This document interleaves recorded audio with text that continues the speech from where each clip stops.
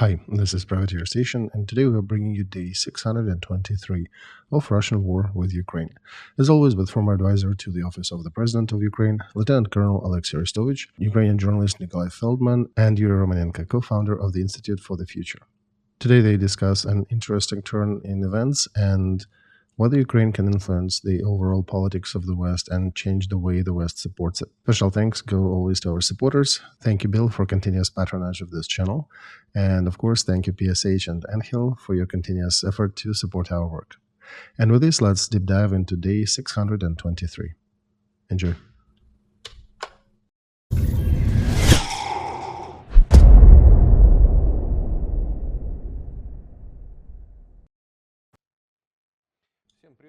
Hi everybody, this is Project Alpha. My name is Nikolai Feldman. You're watching War Diary with Alexey Arestovich. Alexey is online with us. Good evening.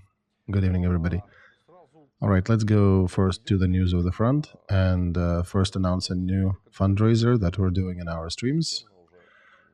Our regular one today is for 93rd Mechanized Brigade. They're also performing some tasks near Avdeevka region. And they're looking for 3 UAVs, for funds for 3 Mavic UAVs, so that's what we're doing now. We remind our viewers that we are gathering money directly on the account and the card of the detachment. We have no relation to this money and do not even touch them. So all your support goes directly to that unit. Let's go to Avdeevka first. I think there were several big publications and noteworthy mentions. One of them was the press service of 47th Specialized Mechanized Brigade. We actually helped them in the previous stream. They said that 7,000 of Russian occupants were lost during attacks on Avdeevka and overall 250 units of equipment and armor. And today also 17 personnel were evacuated from Coxo chemical factory there that were conserving that factory before abandoning it for the war effort. And let's go there. Let's see what do we know about Avdeevka. All right, let's take a look at the map. After listening to all that, we understand that situation continues to slowly deteriorate. And here, big losses of the enemy is a rather weak satisfaction. And it's also not really stopping them from achieving their goals in the long run. So the moral of this story is rather simple. We need to continue causing their huge losses when we can destroy them more than they can refit. This is the only acceptable strategy right now. A bit later we can talk about what else can we do and what other bases exist for that. But for now, this would be the most preferable strategy. The main thing is not to miss the moment when we'll need to organize, and sorry for using it twice, but organize an organized withdrawal. But I do not see objectively with that configuration of the front line to hold Avdeevka in the long run. We would need a miracle here. We cannot exclude a miracle, but we cannot and should not be relying on that. There were also messages from Kherson region about the perch that we had on the left bank of Dnepr. It is now expanding, and there is even some heavy equipment and armored vehicles being transferred to that area. Yeah, we've all seen the video where armored vehicle APC-4 is crossing the river to support our troops holding the bank. And let's analyze our enemy's data. It is a bit more reliable, and we also are avoiding a risk of telling something that we shouldn't be. And our troops are expanding the size of that perch, and we gently and carefully continue moving forward. Enemy tries to push us back, but it doesn't quite work for them. First of all, because the right bank is taller, is higher, and our artillery can reach their units way further. It's difficult for them to get to this area, and the terrain there is not favoring much of the military action. Plus the different type of units that are fighting. We have highly motivated Marines and they have a mix of different units on that side. So they even brought the 7th paratroopers and 107th of their Marines, and they got some people of the Marine type fighting for that area as well now. But it seems like our Marines are a bit better faring against their Marines. And we'll see how it goes, because in the big war, the god is on the side of bigger battalions. You can be triple brave, but if you're fighting triple more, the size of your enemy you're fighting is thrice your size, then you won't have much chances. Plus, they have to use adjustable air bombs to try to attack our positions from afar, and we rely more on a high precision artillery. So for now, the dynamics is gently positive in our favor on this side. We'll see what happens. The next stage for its growth would be to turn this perch into operative base, where it would start having some depth. That would allow us to bring more troops and to start bringing artillery on the left bank and air defense, and do not cover it from the other bank, but actually create a full-blooded region of defense on that side. But it's a whole other story. It's more difficult to create it, but if we succeed, Russians will have serious issues, because from that spot, it's only 75 kilometers to the mouth of Crimea. It became known that as a result of a Ukrainian strike on the command post of the group Dnepr of Russian troops, 2 more high-ranking officers were liquidated. Second person for paratroopers command, Vadim Dobrikov, and the chief of command of paratroopers, Kablov, were also... Actually, there is also a third, Galkin, who is mentioned, who is also one of the top Russian paratroopers commanders. Yeah, one can understand here the following, that Teplinsky is now the commander, and he formed a commanding unit out of his own specialists from paratroopers, where he comes from. So he's working with his own. And according to one of the versions, Teplinsky was there himself during that hit, and he is wounded now. But we should not be talking about it too much, because it has not been confirmed yet. But the hit was made when it was suspected that he is there. All those who are deceased, this is the officers on duty who are managing the daily operations. And when 3 colonels from the shift on duty perish in attack like that, that means that, of course, there were other personnel there too, that there would be captains and lieutenants, because you cannot have 3 colonels dead and no lieutenants or any other lower ranks dead. So the strike was a success. Alexey, and then from the point of view of the value of that strike, how much of that resource do they have that they lost? Well, for the officer to be able to fulfill these duties that they were carrying out, one needs to be growing it for about 10 to 12 years. So it was very high qualified personnel. And now, also having this command post destroyed, they need to set up a backup post. They would need to bring more people to run these operations now. Of course, one hit like that will not break their system, but definitely hurt them and caused a bunch of losses in valuable resource and time. So this is a significant achievement, for real. Tell us more about that group Dnepr that command post was performing functions for. So this is the group that, this is a command for the Southern Front. And what the group itself, all the groups on the Southern Front are managed through this operational center. So it is operative strategic level of command.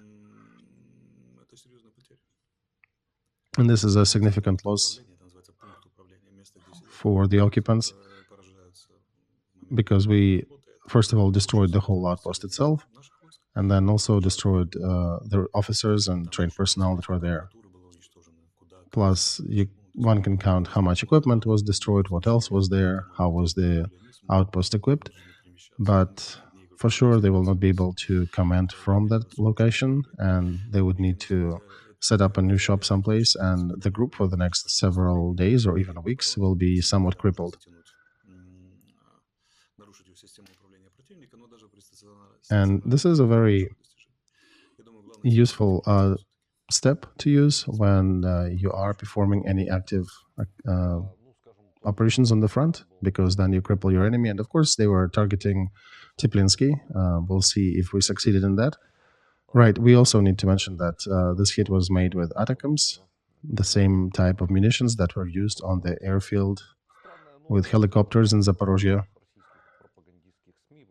Another strange news from Russian propagandist media showed up right before the stream. Russians formed from Ukrainian prisoners of war a battalion, Bogdan Khmelnytsky, who will be sent to Donetsk and Zaporozhye parts of the front. Can you comment on this? What's that new word in this? Well, this looks like a mirror of what we are doing. We formed the Legion Freedom of Russia, and they are saying that they are building one from prisoners of war from the Ukrainian sides and call it Bogdan Khmelnytsky. There's a difference, though. The Russians who are fighting against Putin's regime on our side, they're hiding their faces except for a couple of speakers, because they're real people with concerns about their relatives and everybody. And their people are not hiding their faces, whoever they presented for the video. So we will have to investigate and see who these people are. And they're trying to follow our steps. They're trying to follow some of our strategies. And the forming of such a battalion, if this is a real thing, it needs to be verified. But I think it's a serious signal that they are trying to learn. And there are several moves that I could name that would definitely could demise our answer to the question why, and could better their answer to why. I'm not going to do that, of course, but I'm seriously concerned with how we will respond to that motion. That battalion is named Bogdan Khmelnytsky is not for nothing. That's not a random name. They're hitting, yeah, right, they're hitting ideologically in a certain grand narrative of our juxtaposition that they either understood or they're trying to tackle it. And this narrative is dangerous.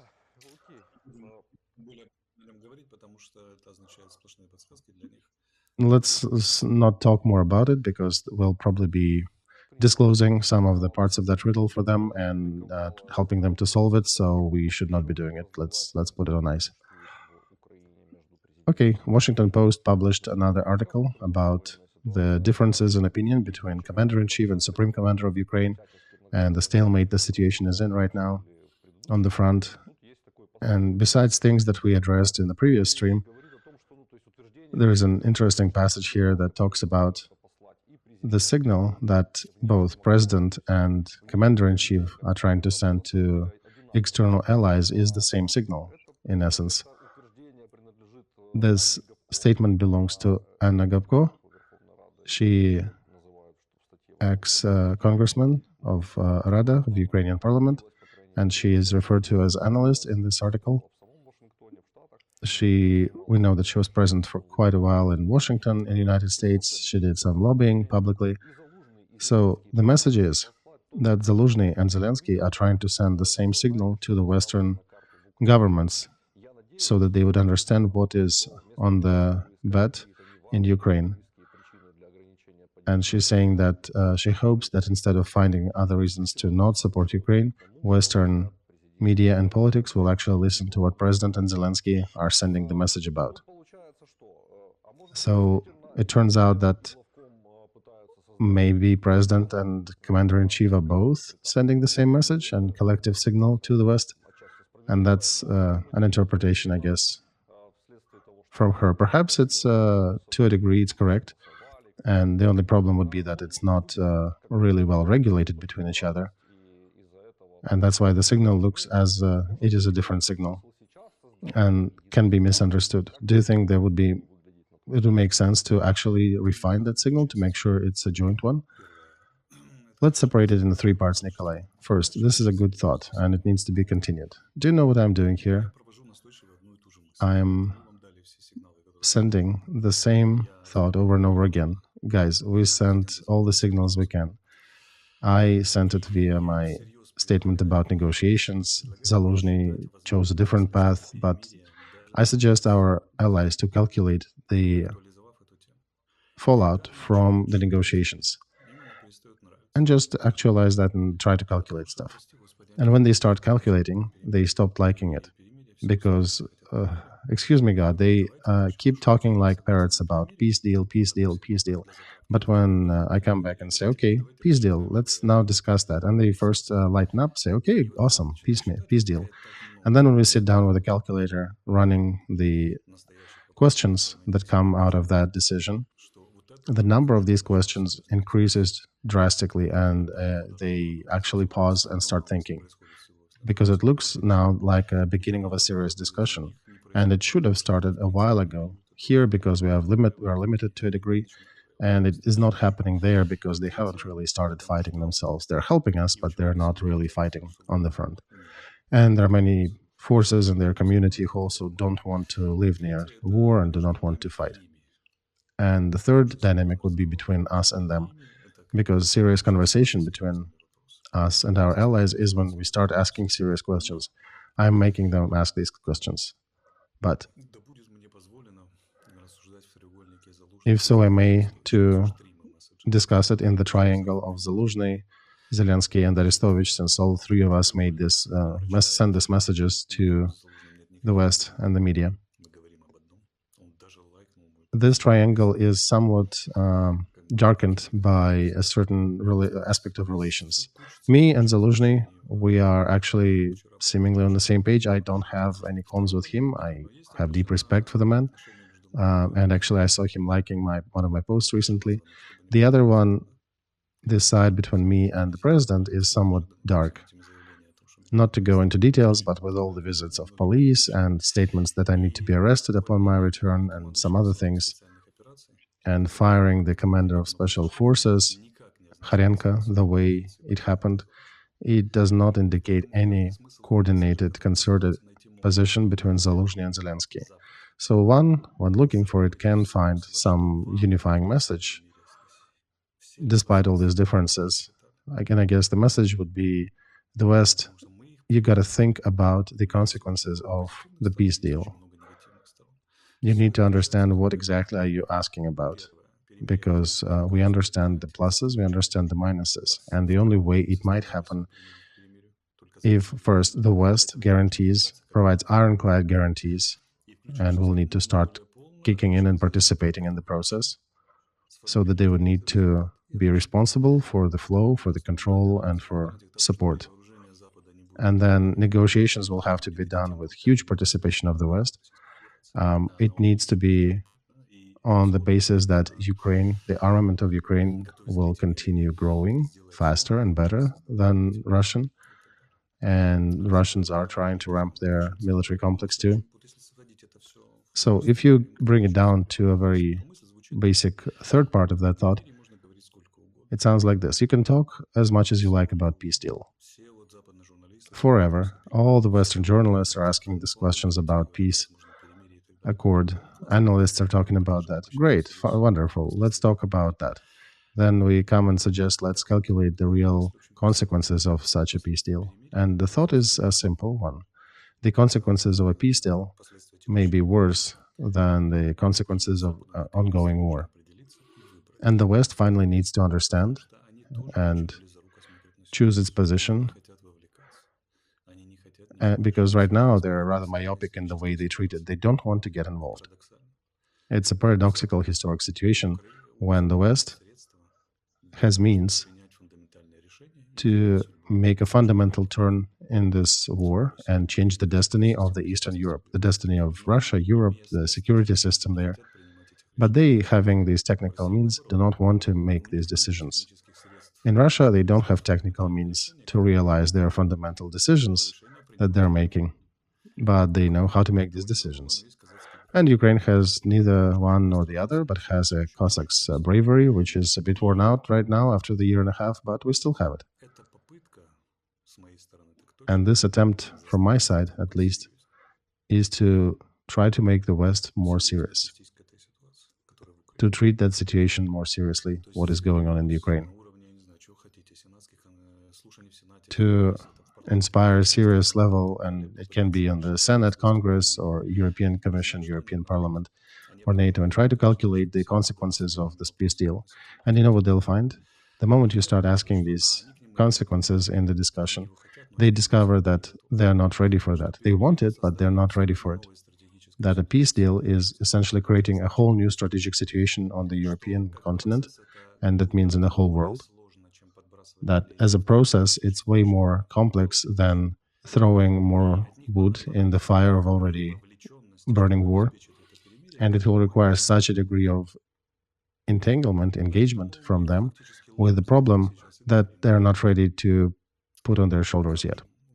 So we're kind of catching them in this corner. Guys, you are, and in a good way, you're talking about this peace deal. But are you ready for it? You're not ready for it. It is just conversations. And the level of engagement that you'd need to provide if we go this route to support Ukraine and to hold Russia, you'll need to be 3 or 5 times more engaged into this situation, and you don't want to be engaged. So this is a strategy that I undertook in my position with the goal that we need to somehow start shifting to a fundamental decision, to actually do strategic planning and making fundamental decisions. In the existing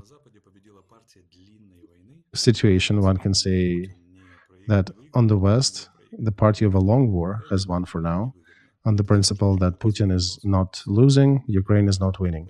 This war is not beneficial to Ukraine. That strategy of the West is not acceptable for Ukraine. And we have a very serious task in front of us as a country. Let's formulate it up in the air that we need to change the strategy of the West in relation to the war in Ukraine. Our task on this stage is to change the strategy of the West regarding the Russian-Ukrainian war. They need to take responsibility on their shoulders for the consequences of either continuing this war or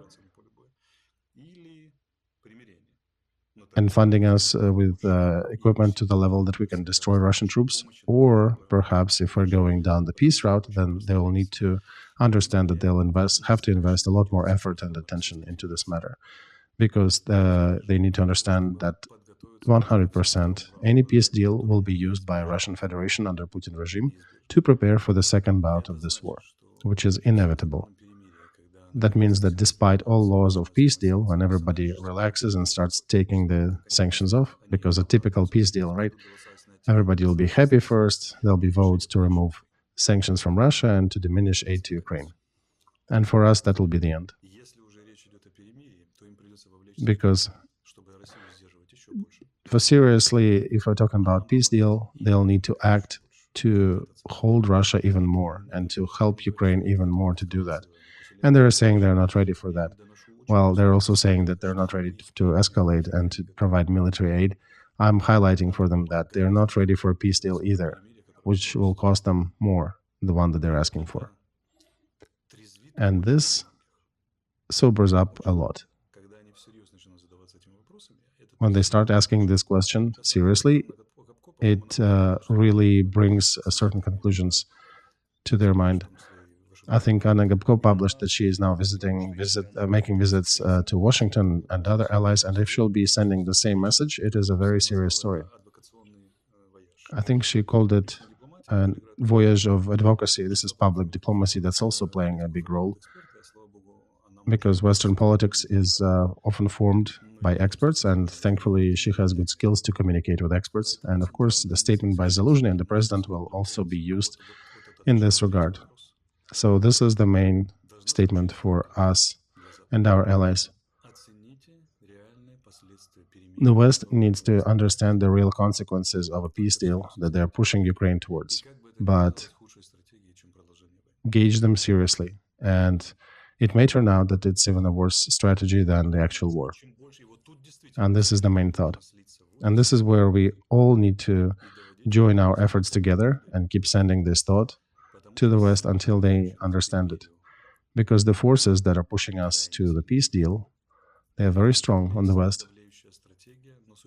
This is a strategy with a hefty weight, but it exists only for the reason that nobody seriously analyzed the consequences of the peace deal. And it is not strategy in a full sense of this word. Everything that's underneath now can be formulated as Putin doesn't win and Ukraine doesn't lose. Well, we have difference of opinion, and we need to communicate that, and we need to come to a mutual agreement. So this is a communication stage. Okay, you guys want peace? Let's calculate the consequences of that peace. So for them, Alexey, it seems like it's an internal question, and they're trying to actualize the peace deal to just attack some of the positions of their political opponents internally. Yeah, yesterday 122 British companies actually acknowledged that they're finding ways to deal with Russia across the sanctions. There are about, according to different data, about 400 different tankers transporting Russian petro resources around the world. So what are we talking about? The economic strike, Russia preserved its economy more or less. It deteriorated a bit, but according to some other data, they're intensifying certain activities there. There are some events happening there that's too early to talk about, but general direction is to increase their military capacity. So on one hand, they are stronger than Ukraine in general, and they have made certain strategic decisions to become stronger later. And the only problem they have now is ground forces, so they're trying to continue to solve it by calling and paying money and getting at least 30,000 draftees to the front, contractors to the front. The major issue is that they don't have enough armor, enough military equipment, and we should not be sitting and waiting till the moment when they find that answer to that solution. Solution to that problem. And we're talking about the stalemate that Zaluzhny said when we cannot sit and wait, because Russia is also looking for an exit from that stalemate.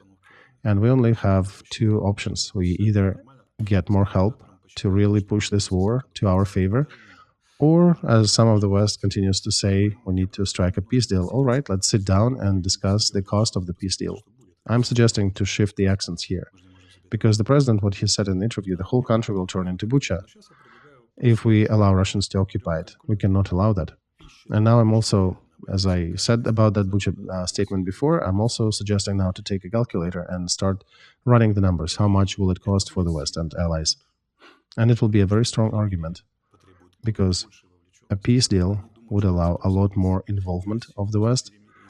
If somebody is thinking that they can dump us off the books and Russia off the books and everybody will return to business as usual, and as Lenin said back in the early 20th century, for 30% capitalists will sell us the rope that will hang them on. But the West needs to start understanding that it is a different flow then. We need to help them open their eyes. And thankfully, there are some good forces on the West too. That's the ones we're appealing to. For example, today, Senate disallowed to vote for the packages separately, Ukraine and Israel. So they are on the side of joining it together and voting as one package. But even just because there is a discussion about the goals in the West, remember that letter of Republicans, those 12 points about goals and ways to fight this war. Our task right now is to make them calculate. Maybe 2 months from now, there'll be a different situation. We'll have to make new statements and push a different strategy, including information. But right now, we need to get their attention to calculating real consequences of the peace deal. And my resume is very simple. In order to provide that peace deal so they can live the way they like, drink coffee and don't worry about anything, and that they shouldn't be doing that in the current situation. But they would need to engage in this conflict way deeper, because to provide a peace deal in the scale of that size is more complex than continuing the war in the way, at least in the way it is waged right now. And when they would not like the numbers, then we can start talking about, okay, what other options? Maybe you can increase aid. From my point of view, Alexey, the problem is kind of strange. They're preparing for a big war with China, supposedly a second country in the world by resources, economy, and influence, and to decrease their aid to Ukraine, where there is a resistance probably to the main opponents of theirs. Well, their argument is that Russia may go under China, but perhaps there is no way to stop it. Let it go under China, but weak, defeated, without ground forces. Yeah, they may have a combined nuclear arsenal with China, but they will have no ground forces on the Russian side. For now, the main point, it's really good that we unblocked a serious discussion, because earlier we did not have a articulated message. There were emotions coming from Ukraine, but there was no coordinated message. The problem of our war on this side is that we left from the level of meanings to the level of emotions, and you do not win wars with emotions. And now we are starting to return meanings to the situation, and we're awakening the West to a serious discussion. Finally, a serious discussion that is way overdue. For over a year, there was no discussion like that. There were some emotions and considerations that, yeah, counteroffensive is going on. And these materials that are published in the Western press that are highlighting the serious stalemate and serious divisions and decisions how to conduct this war, it shows that they start to take our message seriously. Of course, thankfully to Zaluzhny's article, to Zelensky's statement, I will shyly not speak about myself, but let's say about Anna Gabko. This is who I also know is posting that same question. And the beginning of this serious discussion is a key to our current communication now. Vladimir Zelensky today, talking on a conference with Reuters in New York, said that Kiev has the plan of continuation of the fight despite the difficulties with counteroffensive, and also the fact that Western leaders are now engaged in a conflict in the Middle East. Ukraine still is a hot front and will continue trying to achieve success on a battle front. So my question is, Alexey, if President is still sure that Ukraine can win on the battlefront, why don't we let him just do it? Look, so Nikolai, today there were interesting results of some polling surfacing. I don't know how public they are, but I've seen them. The message is that Ukrainians do need a win on the battlefront, and this counteroffensive was supposed to be that. Overwhelming 65 to 70% of polled, they do want a victory on the battlefront. Very well defined and understandable. Not the borders of 1991, but at least a definite victory in battle. I'm sure President has seen this polling, and he cannot form his politics neglecting that opinion. And look, when I threw an idea of a peace deal, and that's what one needed to do to bring the West to the table, look how much disturbance did it cause in the public opinion. And I understand why people were upset. But today there was one of the Western politicians, I think it was Kerry or somebody else, who came out, and they said that they're against China participating in after-war restoration of Ukraine. So I have a question. Perhaps he has his own ideas. Why not to bring the conversation with the West to the most principled level, to the highest level, and say that the West is being distracted not to the war, to fight the war in the Middle East, but to prospective fight with China. Maybe it is a coordinated position with Americans and the statements that we hear now from the media, because Xi Jinping is going to be meeting Biden rather soon, so we'll know what are they going to be talking about. And look, there is that triangle again. First, Putin visited Beijing. Now Xi Jinping is visiting United States. And I would bring this conversation to the highest level. I would say the West is not being distracted by Middle East, that the West is actually concerned and working with the potential conflict with China in the triangle of Moscow, Washington, Beijing. And let's then discuss the consequences of every one of our steps in this triangle. And this is the point of view of Sullivan and Yermak as advisor to Zelensky as well. So our task is to continue bringing this conversation to a very high level. All the serious discussions need to be elevated, because that's not what we're doing now. The weakness of our position is that we're talking Ukraine-centric conversation, and in the world it's considered to be egocentric. We need to be talking in the light of the overall problem, global problem light, and bring our problem and show them how they fit in the global problem resolution. So if the West recently acknowledged us in summit in Vilnius and in speech of Biden that we are with the West, that we need to be a team player. We need to be explaining our problems in light of Western interests and Western issues from their point of view. I would even remove the problematics of Ukraine from that conversation. Not completely, right? You cannot fully do it, but you should be putting it at paragraph 5 or 6. But the first should be addressing with calculating the consequences of the peace deal. What happens then? And everything is built on communication and cooperation. If we want a cooperation of a different quality, we need to start communication of a different quality. And the central questions that we need to pose in front of the West, they're the questions of meaning. They're the questions about inefficacy of the institutes built by the West. The news of the day, NATO decided to exit from the contract, from the agreement about the usual war means in Europe. There was one of the fundamental ones back in the day, meaning that both neither Warsaw Pact countries nor NATO could quietly aggregate a big group of troops in order to start a new war. So that was a big element to discharge the danger situation in Europe and to keep it calm.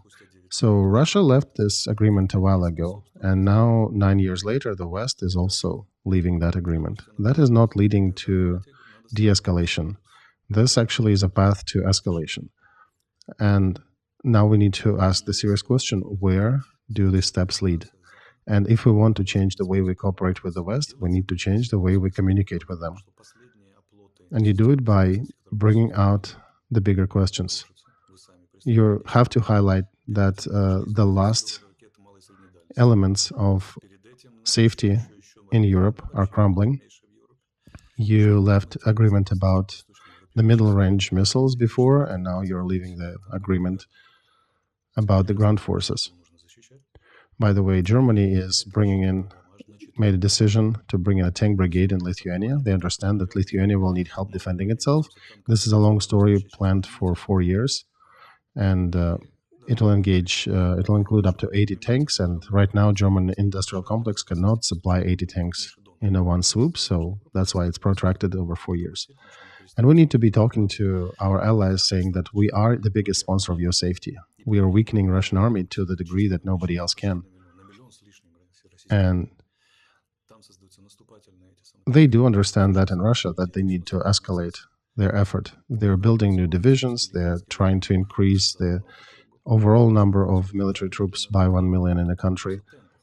And they're separating their groups of military districts into more, to be more in the West. So our question would be to the West, do you guys expect us to be fight alone?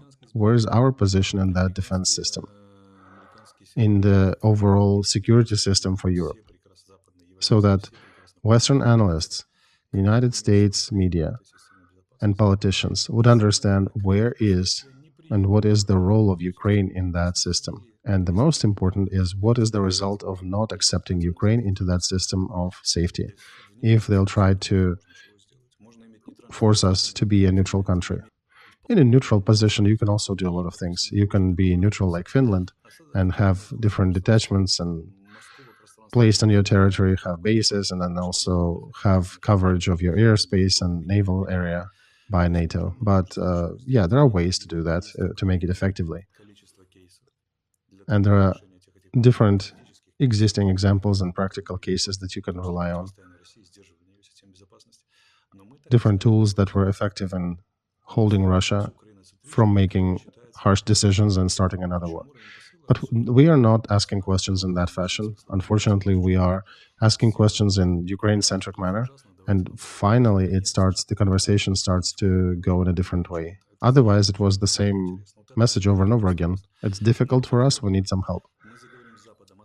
But the moment we start talking about the West, with the West, about the meanings, with the center of safety for Europe and the United States in the middle of it. And I have not seen the person who will be getting tired from conversation about his own safety. Usually people get pretty lively in these discussions. So I think this is the way this question should be posed. All right. Putin, in response to actions done against Russia, he is also carrying out some activities, right? He had a meeting with Military Council of China with Putin, and they made a joint statement saying that the military contacts between Russia and China are increasing. This is not a statement, right? This is just an indicator that they are forming the politics and that they're actually increasing their military joint work. Right, these are not just media statements. We have some data, we cannot make it public yet, but they do intensify their cooperation, and there are new platforms, I don't even say hubs, that allow them to avoid sanctions and to provide more arms to Russian Federation. The threat is serious. In perspective, it can become even more serious. And on the backdrop of intensification of Russian interaction with China, with Iran, with North Korea, and we already discussed some of the volumes of this cooperation. Europe could only provide 300,000 artillery shells, and North Korea managed to provide 1 million. We are facing a rather bad perspective. The main reason for us finding ourselves in a difficult position is decisions not being made timely. And the fact that we did not get any support in terms of air support or long-range missiles after Kherson success, that led us to the position where we are now. So we need to make these decisions finally and to intensify our military-industrial cooperation. And we need to be faster than Russia and China cooperating. And second, we need to get West to the position, to the place where they will be making these decisions, because Russia and China are already acting, and the West, for the most part, is still sleeping. All right, let's talk a little more about emotions that are boiling up here in Ukraine. Danilov, your vis-a-vis, I don't know how right to name him this, but he's a secretary of a defense committee of Ukraine. He made a publication with quite a lot of emotions, and the main thesis among them is that those who do not believe in victory, they should not be in command and in power. And he named being confident in victory the most valuable feature of those who are commanding Ukraine now. At the same time, I'm looking at your post, Alexey, that you do not need to change people, you need to change rules. If they run by the old rules, in a few months, relatively good people may become bad people. And by the way, that was the post that was liked by Zaluzhny as well. So, what fits the theory of warfare? Perhaps one doesn't need people in command who do not believe in victory and do not demonstrate public assurity in victory and their confidence. This is a very interesting question indeed, Nikolai, and it shows all lack of seriousness of this approach to the problem. Nobody, and Stalin didn't ask his generals if they're sure in victory.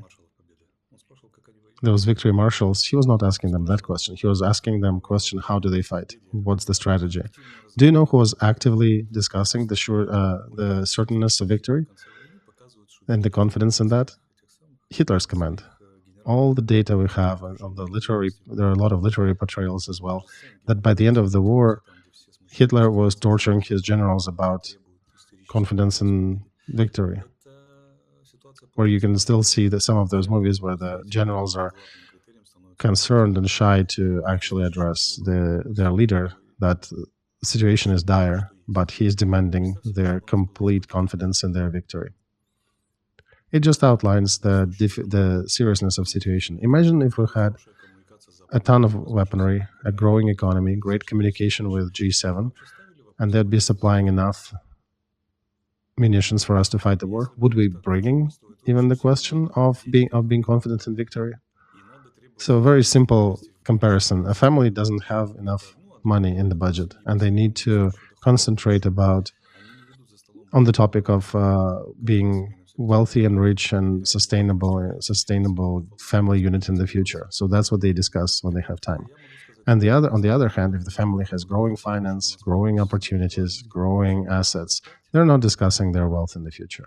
They're discussing operations and how they do things. So this is an important aspect of it. If we had enough resources, we would not have to bring up these discussions about being confident in our victory, because translating that to the language of company or platoon that will need to take the next grove, that conversation sounds like, let's go, take it. Are you fucking scared? And soldiers are calling it task 200, 200 being a number for dead. So it's an order to die on. And on the administrative level, one needs to provide so much support to our troops that they would be able to win over the foes without much words or politics on the front, that they would be in a guaranteed position to win. So we need, of course, we do need conversations about being confident in our victory, right? But it will never replace material side of things, or at least a parity, and that's what I'm talking about. My answer is categorical. The moment in the highest command and in operative centers they start discussing the confidence in victory, that means that their stuff is not going well. Because if things are going well, nobody is talking about confidence. Because usually I'm trying to pick the language here, to not curse too much in the stream, but basically, usually these conversations about confidence and motivation, they mask the failures. We don't need to motivate our troops. They know real well what is the enemy when they invade their cities. But it would be great if our military had enough shells, enough weapons, enough armored vehicles, enough artillery and air support. I can only imagine Zelensky's conversation with Zaluzhny. Comrade Zaluzhny, are you absolutely sure in our victory? And vice person, are you absolutely sure? And the command of the general command officer, are you ready and are you sure to fight for the country? Are you confident? I'm not. Yeah, no. We'll need to put a polygraph on you and see how sure you are. So that would be a funny situation. Not, but yes. Right. Thanks. There is a polygraph, Alexey, that you can gauge how ready your generals to win the war. Yeah, that is good. The bad thing is that we still have not produced our complex Sapsan, our complex Grom, Thunder, great developments that needed to be produced en masse, but we're still somewhere at the prefab design level. All right, more things. Let's bring up European Commission that is addressing their approach to integrating Ukraine and Moldova to European Union. The head of European Commission, Ursula von der Leyen, said that they are reviewing the ways these countries will join EU. And she was responding to the statement made by her predecessor, Jean-Claude Juncker, about corrupt Ukraine, saying that reforms and the progress in Ukraine is impressive. I'm quoting here, they're impressive. They were fighting with corruption, with defeating different grey schemes. These are all the parts of reforms that we can see in the daily life in Ukraine. So they have not only adopted these laws, they're implementing them. That's why it's time for us to start negotiations about Ukraine joining EU. She, of course, mentioned that Ukraine is fighting a war with Russia, a very impressive war when Russia is conducting an aggressive war against Ukraine, and we want to send a very stern signal of European support. So such a support and such evaluation from her sounds optimistic and symbolic on one hand, but on the other hand, do you think this is probably a advance rather than a situation of really reflecting a real situation in life. Yeah, she is addressing that in light of December when they'll be discussing should Ukraine be given a full-blooded candidate stage or not.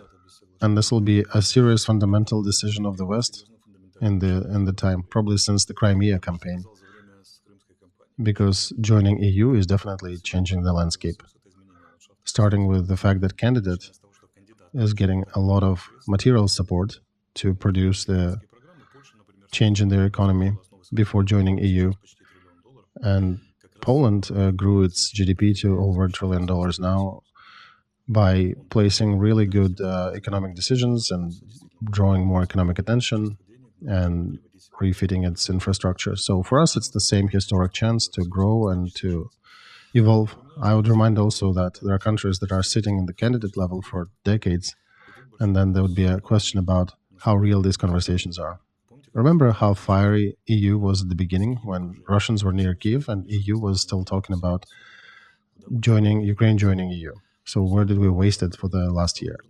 And gladly that potential is seemingly is coming back now, and that's one of those fundamental decisions that the West would need to be making. So I have a question here.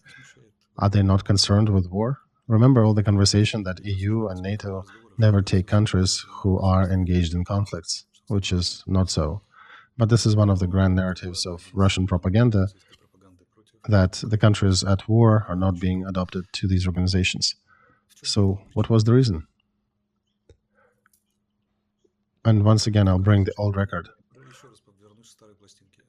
We seemingly are so good and such great partners with the West that all topics are discussed. Nothing, no. Our communication is horrible, and that's why our cooperation is weak. We need to continue talking, we need to continue calculating and showing. And what's happening today, this is a good step. In December, during the vote, if that happens in favor of Ukraine, this will be the first one in many years, a fundamental decision of European Union overall. Not a collective West, not NATO, but EU.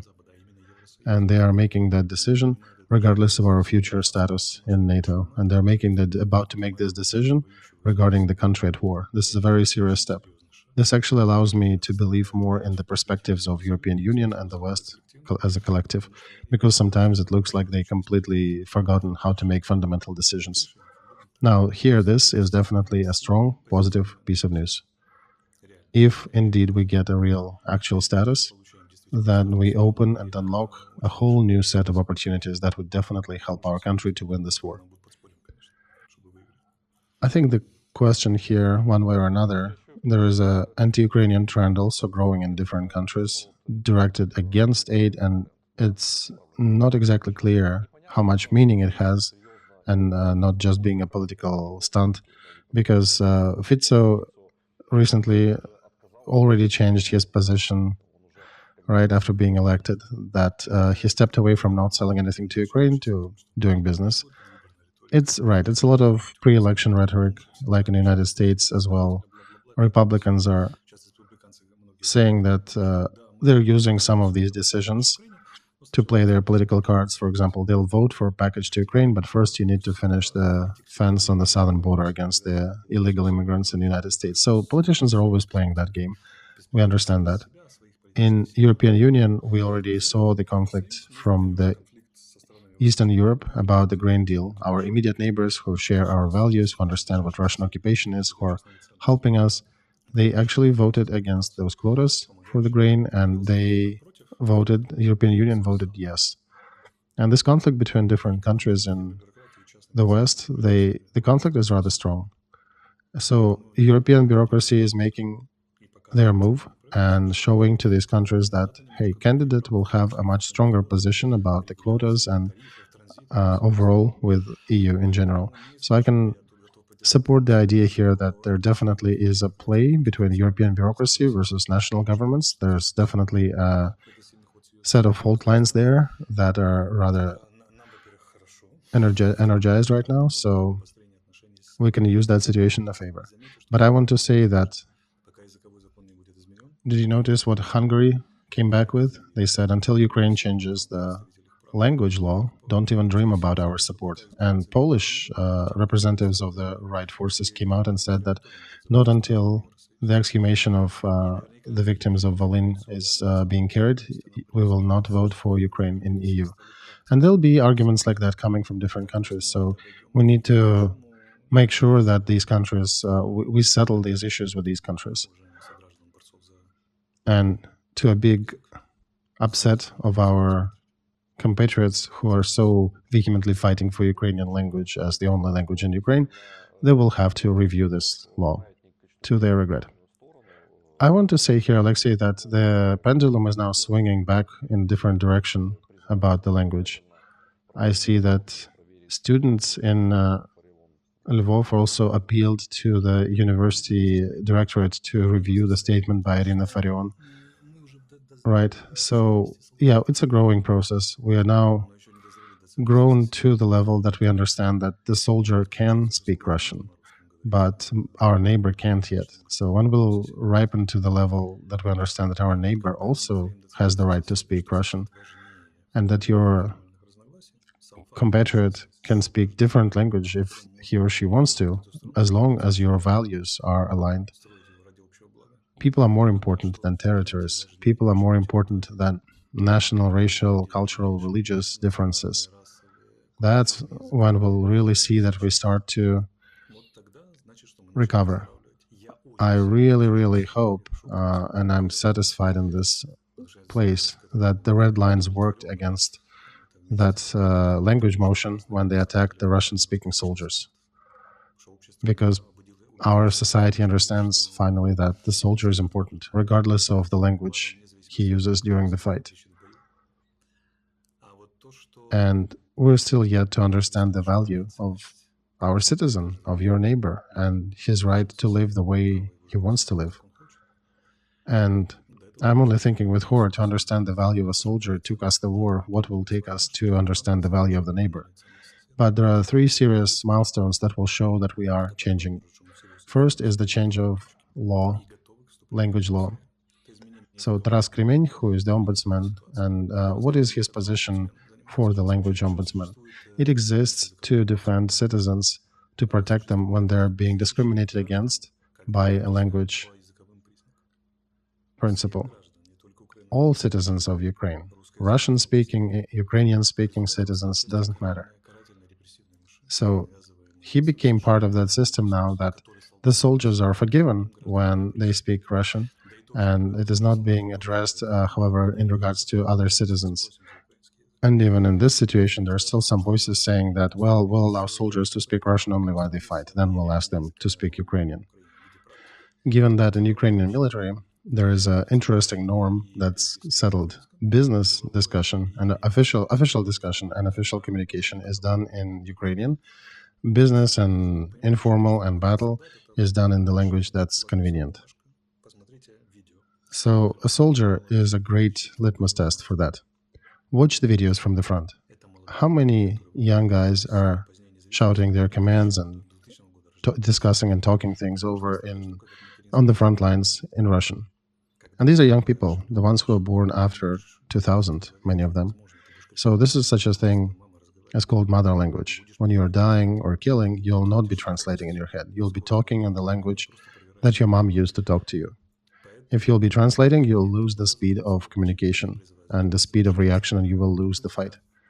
And here one needs to think about, I suggest we do think together as a society, that an attempt to violate the language of mother, the language that your mother talked to you in, is the severest violation of person's right. And the most sure way to not just rattle the boat, but to blow it up, is to attack the language of the mother. And we need to calm down and understand this reality. And it seems that in regards to the front, we understood that already, but we're still lagging behind in understanding that as a society overall. So I want to highlight that if we want to go join the EU, we should address the question of human rights. And this will be one of the key elements. This is the statement of Hungary is about.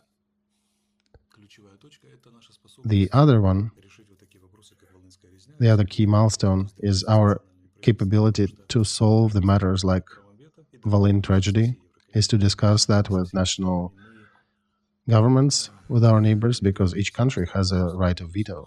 And even having agreed with everybody but have not being able to agree with one of the countries, we will not join NATO or will not join EU.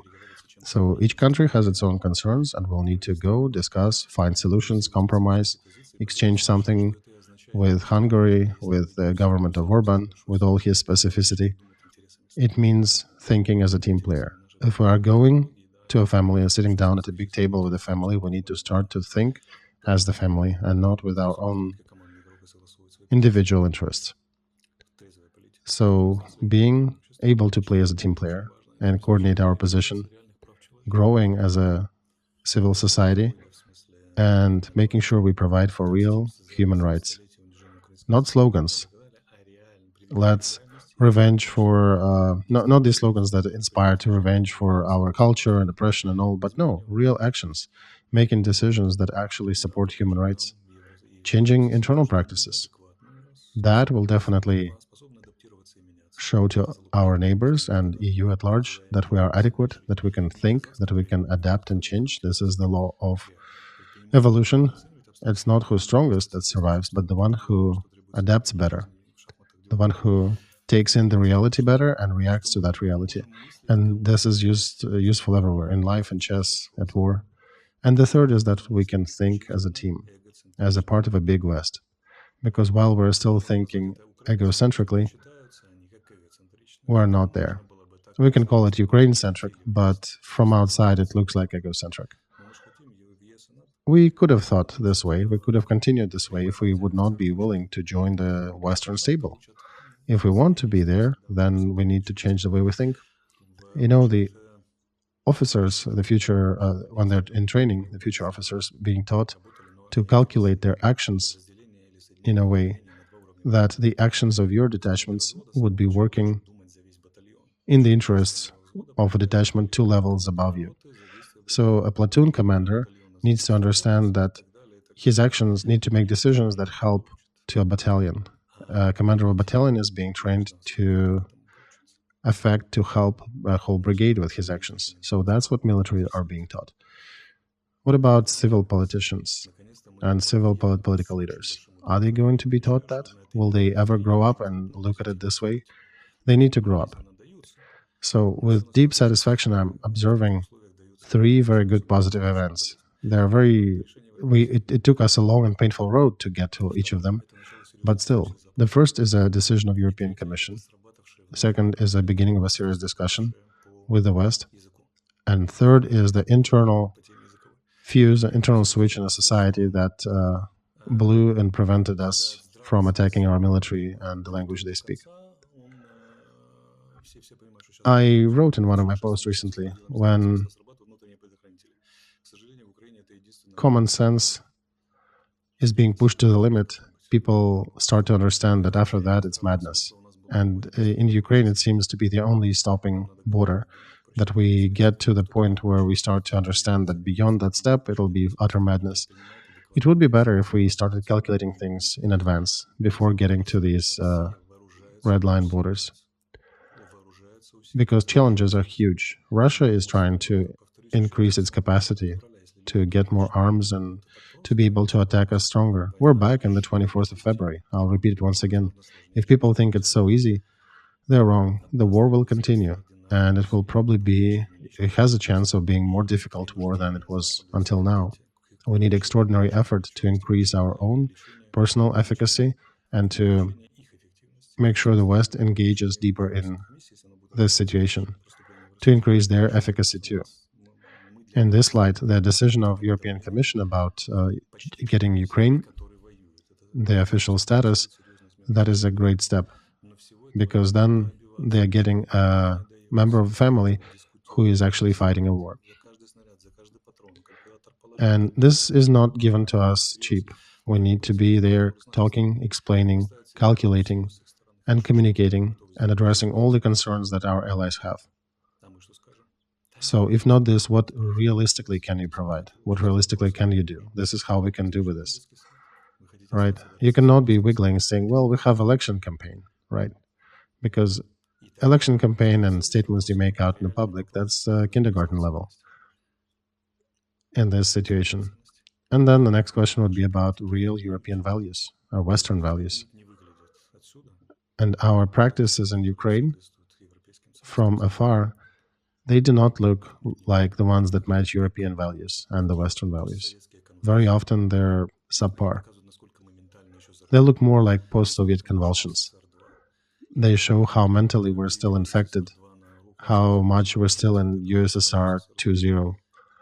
And the fact that we translated USSR into Ukrainian language, it's still USSR. It doesn't quite look like the West. In the West, if you take the books out of the library, regardless of what language they are, it is madness. You don't remove books from libraries. You do not persecute church. This is madness in the West, real madness. And it's being understood as madness and is being discussed as madness. And 40% of my conversations with them right now that I'm conducting every day is that we do look mad in a lot of spheres, or seriously ill, at least, with the Soviet diseases. They are telling me that these are archaic Soviet practices in the worst sense of this word. Some of the practices that USSR had were not that bad, but this is a totalitarian control practices that very often are being seen. Persecution of people with difference of opinion. This is bad. So we're given that advance by Europe, but we'll have to be strong enough to meet it. So I'll remind once again to the 93rd Motorized Brigade, they're collecting money for 3 Mavic UAVs. They'll be using them near Avdeevka, so this is very actual. Let me say a couple words here. 93rd is one of the old pre-war brigades that showed themselves great since 2014.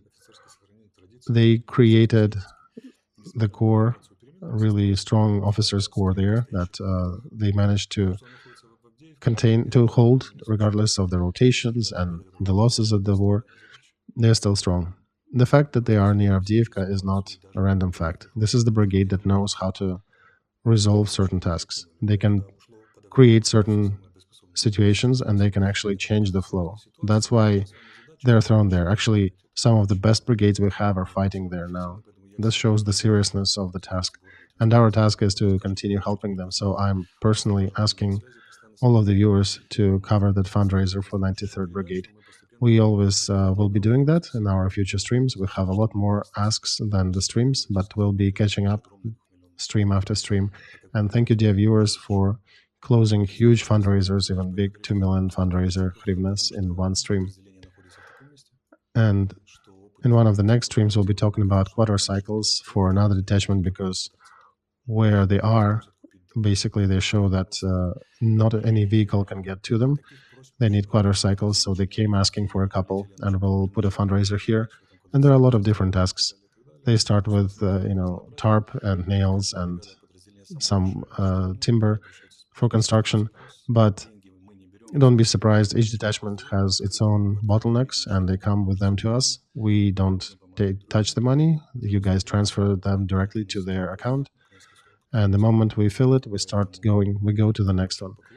93rd is one of the strongest brigades that we have, and deep respect to them from us, and you guys please continue helping to these guys. There is a link under that stream. Thank you so much. Thank you, Alexey, for promoting these things and helping us to do it, including personally.